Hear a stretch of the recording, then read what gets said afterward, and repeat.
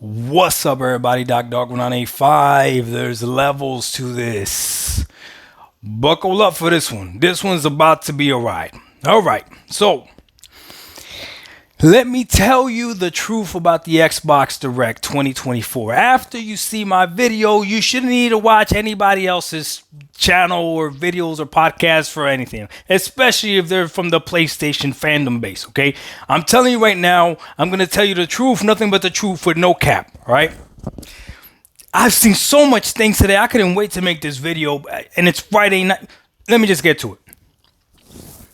The best way to do this would be to do this game by game. So I'm going to try to remember. I'm going to try to remember as best I can the order of the games, everything like that. If I rant or I ramble, it is what it is. This video might be a little bit longer.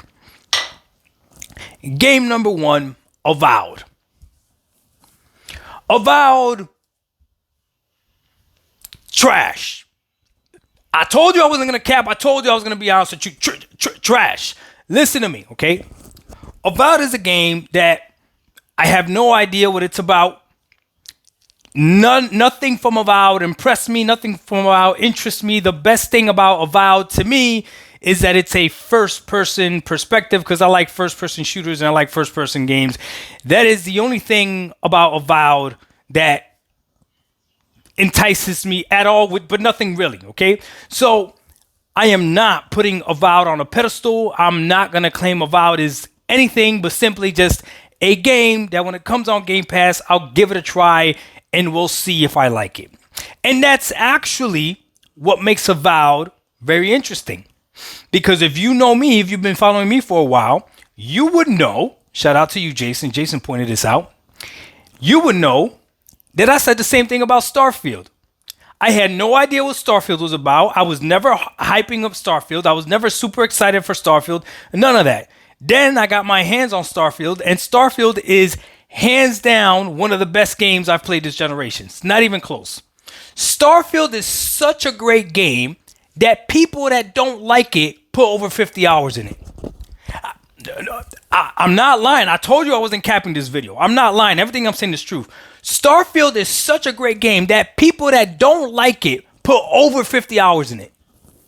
Let that sink in. That's how good of a game Starfield is. I have way more over 50 hours. So if people that don't like it have put over 50 hours, think about people that do like it, how many hours they put into Starfield. I definitely have put more than 50 hours into Starfield. And again, it was a game that everything that I saw, nothing that they showed me like I was like actually really impressed about or anything. That's the same thing with Avowed. Now, people are saying that Obsidian is great at what they do, this and that. Listen, this generation has, if it hasn't taught you this, you need to learn it right now. Don't worry about what people have done in the past. You're as good as your last game. You're as good as your current game. That's it. You're as good as your current game. That's what you have to hold these developers to. Because if not, you're going to end up with another Cyberpunk, right? Or you're going to end up with a Redfall, right? Don't worry. Whatever the game that has dropped now, that's what you hold them accountable for. So Obsidian, if you're working on Avowed and it's great, great. If it's trash, it's trash. It is what it is. But from what I saw, trash doesn't entice me. That's Avowed, right? Now, what was the next game that they showed? Hellblade. Was it Hellblade? Well, we're going to talk about Hellblade. Hellblade is a game that I'm very excited for. Hellblade 2 looks phenomenal, and Hellblade 2 looks like it's exactly what I want Hellblade 2 to be. You see, a sequel is supposed to be similar to the first game. That a sequel is supposed to be similar to the first game, right? That's why it is very nice to be on the Xbox side and have sequels and new experiences and new IPs. See, the PlayStation side, all they have is sequels. Their top 3 games are all sequels. That's the problem, right? Hellblade is actually right up the Sony Pony's alley. They should be loving this game. So today on Twitter, when I saw people complaining about Hellblade, you're dumb. You're stupid. You're idiotic. Listen to me. Hellblade is a one and done, third person, over the shoulder, short game, and it's a sequel. It literally meets every single criteria of what you, dumb pony, say is a great, miraculous game. Yet somehow, today they were trying to throw it in our faces. And it's because they're so slow. They're not smart. These PlayStation fans are like, man, they're dumb. They're like they hurt my soul dumb. There's nothing wrong with one and done, third person, over the shoulder, walking simulator, short games. There's nothing wrong with that.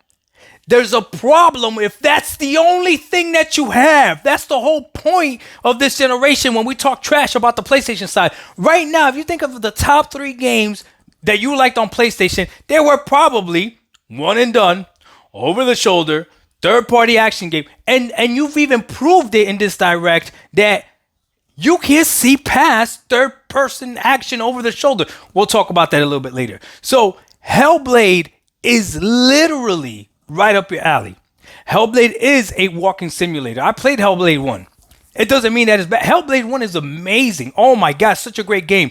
The way they build her up, right? The way you go through the character and you're listening to the voices in your head. And at the end of the game, you're trying to figure out which voice is true, which voice is not true. You're fighting demons. And then you start realizing, wait a minute, this voice is true. Wait a minute, this voice is this line. And then when you realize what the voice is and you find out, you put together what the trauma is that she's dealing with. And then she's fighting through it. She's had enough. She's fighting through all the demons and they keep coming back and they manifest into actual enemies. And she's going and she's fighting, and no matter how far she gets, she can't get to the end. Finally, she gives up, and then you know what happens at the end of the game. It's a beautiful story.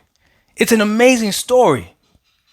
I'm very excited for Hellblade 2, and I want it to be as compelling, and I want it to be as narrative driven.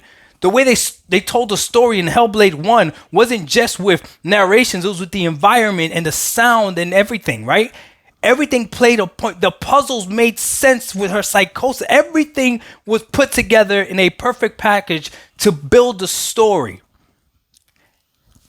The only thing that scares me about Hellblade 2 is if they do exactly what Guerrilla did with Aloy. And if you're a fan of Horizon Zero Dawn, you know exactly what I'm talking about. That story was phenomenal.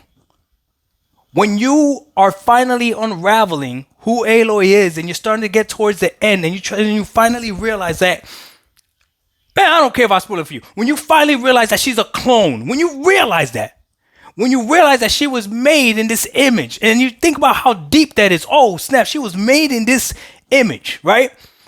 And then everything unravels and it makes sense to you as to why she was made, why she was created, and why they view her the way that they view her. When you finally realize that, man, that story comes together beautifully. And then in Horizon Forbidden West, I get it. It's hard to match that. They can't match it story-wise. So that's my fear, right? Is that Hellblade, same as Horizon Zero Dawn, where like 50 Cent's Get Rich or Die Trying. No matter what he does next, he'll never match that. I don't see Guerrilla bringing back Aloy and bringing back Horizon Forbidden West. Listen, I'm going to tell you right now, if you couldn't finish Zero Dawn, you're not finishing Forbidden West. I'm telling you right now, you're not. You're not.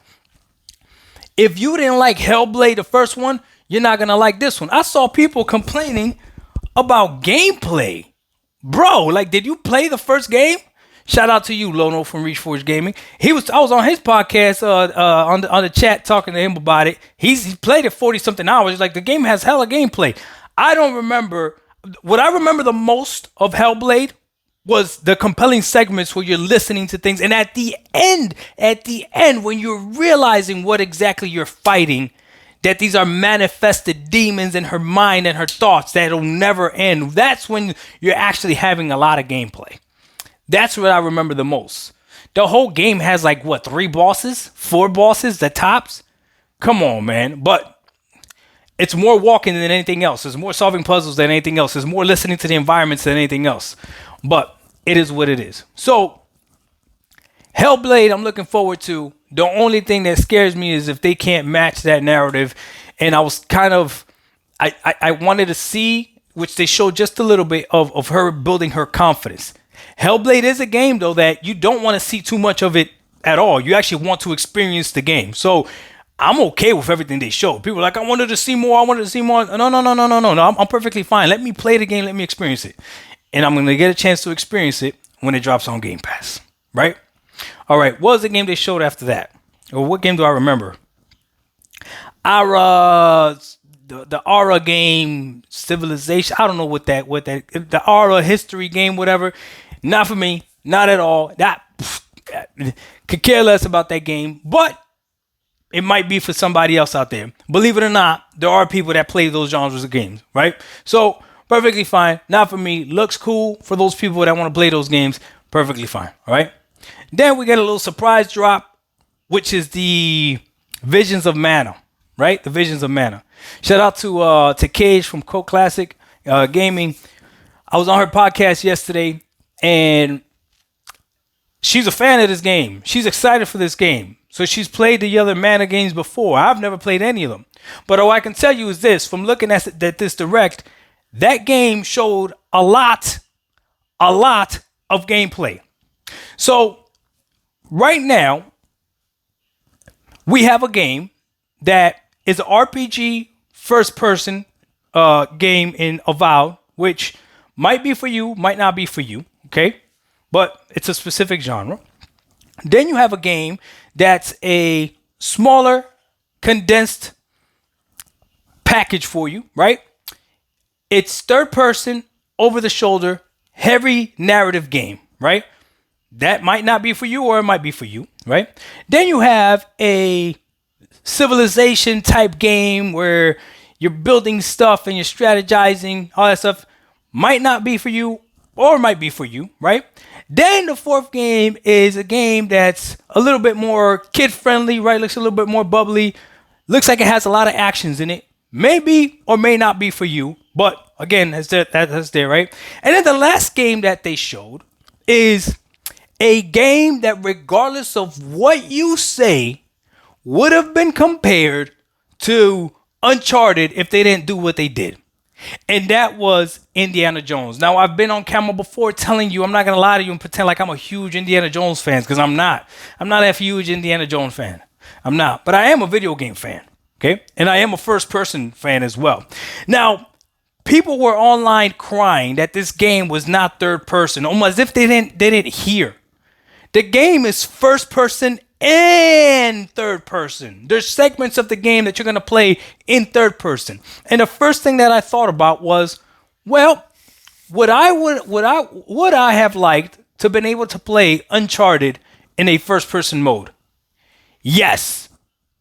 Yes, there's so much shooting in Uncharted that I would have loved if I would have been able to switch to first person mode. As a matter of fact, you know what game I play like this?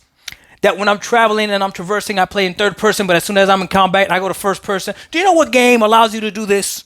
Guess. Go ahead, guess.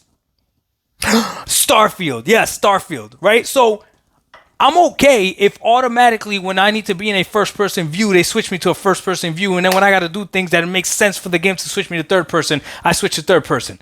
There's nothing wrong with that.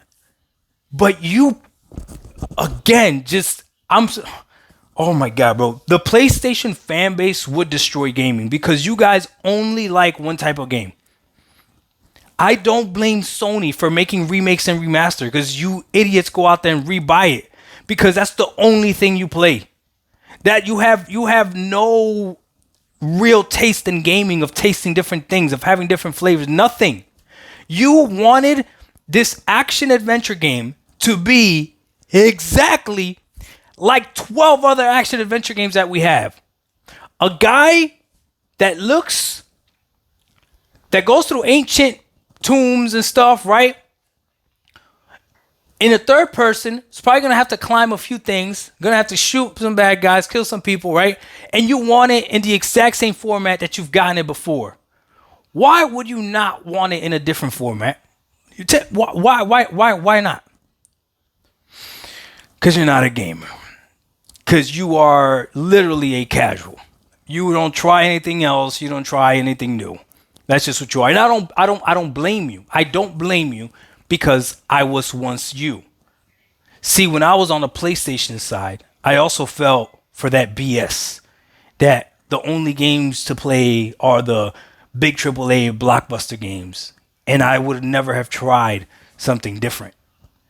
But Xbox is the reason why my taste in gaming is a lot more eclectic. Now, don't get it twisted. I like what I like, because I've seen a lot of people say, oh, I know what I like. Yeah, you know what you like. You do. But trust me, if you try something different, you might actually like it. You'd be surprised. You don't have to, though. You could stay in your little wooden box. You can. You can. But if you're staying in that little wooden box, then don't you talk to me. You were not on the same level. There's levels to this. I've played all different types of game.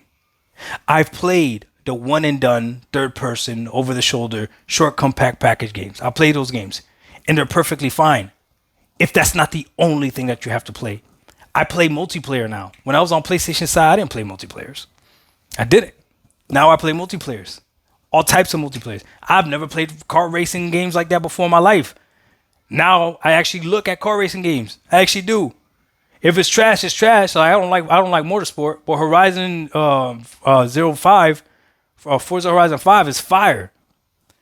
But again, this is all thanks to what Xbox is doing. And here's the last point that I'm going to leave you with, okay? This showcase had something for everybody. Literally had something for everybody. You might not like every single game that's on there, right? Even if you only liked one game that you're like, I'm excited for that one game. Guess what? It's coming this year.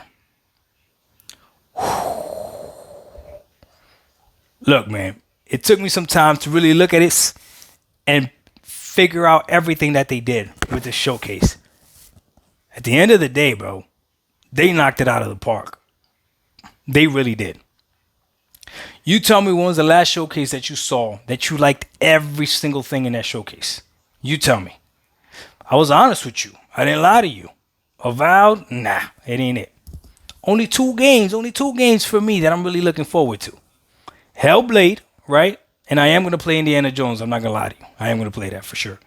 And that Visions of Mana, I might give it a shot.